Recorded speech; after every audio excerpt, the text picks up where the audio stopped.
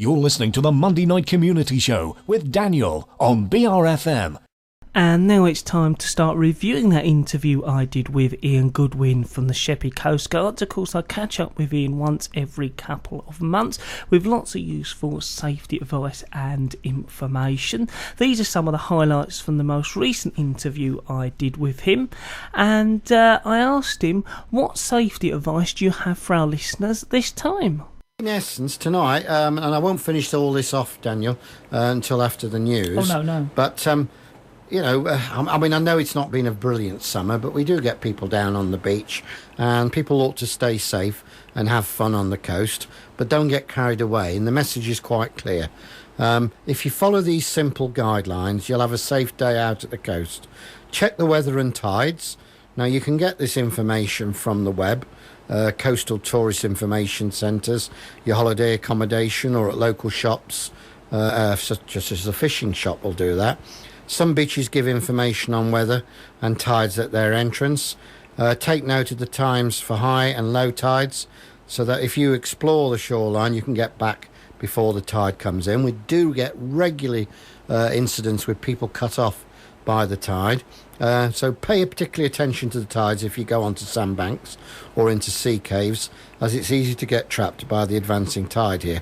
And clearly there are places on Sheppey where you can actually get surrounded by the water and still be actually on dry land as the water comes in. So pay particular attention to tides.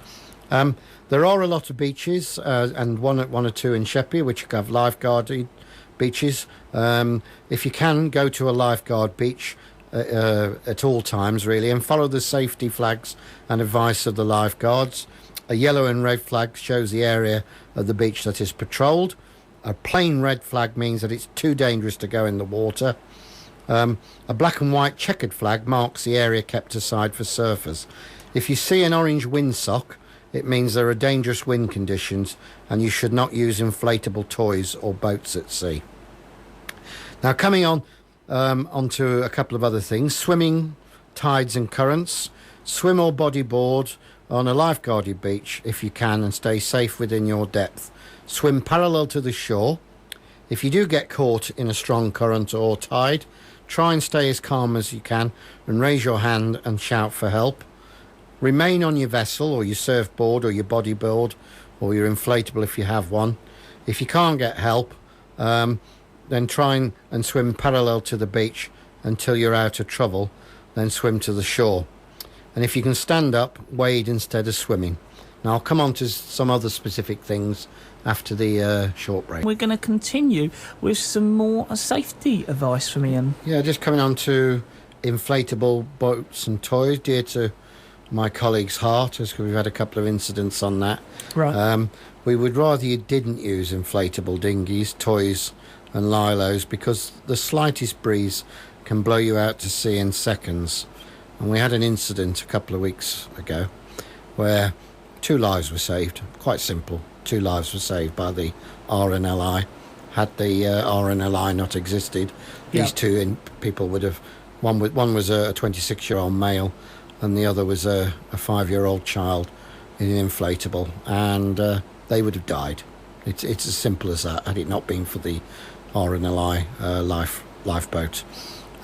However, if you do use one, attach it via a rope to an adult who is in the sea with you, or better still, attach it to something on the beach itself, and make sure you are between the yellow and red flags on a lifeguarded beach, and keep your eye on children. Many people also don't jump. I mean, many people have either died or been seriously injured after jumping into the sea from high places. Some people call it tombstoning, such as cliffs, piers, groins and harbour walls. I mean, you don't know what lurks under the water, and we do have, every year, we get some people who don't heed the warning, jump off one of these and end up paralysed for life. And it happens every year, and there's not a lot we can do about it other than keep putting out safety information, telling people not to jump off these things, because what you're jumping into, if the tide's gone, is sometimes a shallow puddle, and you're going to kill yourself. Again, cliff and coastal walking, very, very important on Sheppey because of all this erosion we had. Wear sturdy footwear and clothing, and take a mobile phone with you. If you take a dog, keep it on a lead at the top of the cliffs. Keep well away from cliff edges because they actually get undercut. Don't climb up or down them, and stick to the marked pathways.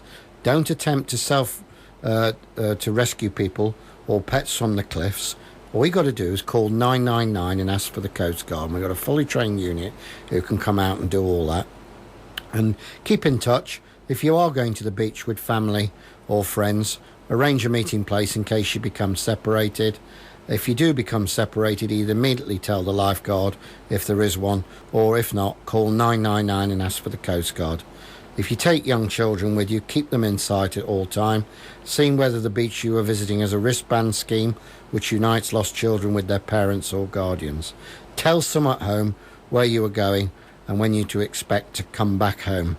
Take a mobile phone and clothing to suit the weather. So those are simple, very simple tips, really, to keep yourself safe and enjoy yourself along our 10,500 miles of coastline. She just had a text come in, and I think he's trying to cover what are the coloured lights at sea. That's right, yeah. It's a text is from someone who's saying his colleague is buying a boat to go fishing at weekends.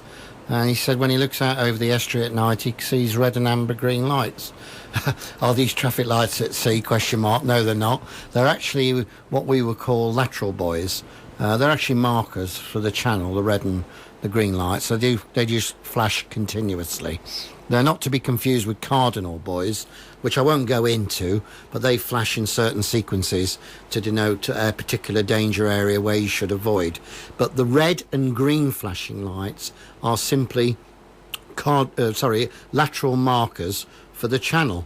And the idea is that vessels, particularly ones with large drafts, actually, if they're coming up the channel, would need to keep between them.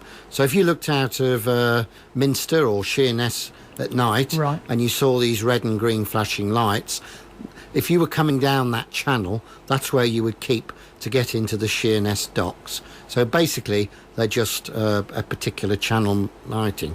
Now, they said, how can you find out about these things? And there's anywhere he can go to learn how to pilot his boat? Well, there are. In essence, where you need to probably look towards doing a Royal Yachting Association, an RYA level 2, perhaps a day skipper, which will help you to understand the basics of navigation, the chart work, which we call it, in terms of understanding what the particular markers are on board on a chart itself, so that you can actually get yourself from A to B safely in the waters. Don't use what some people have done.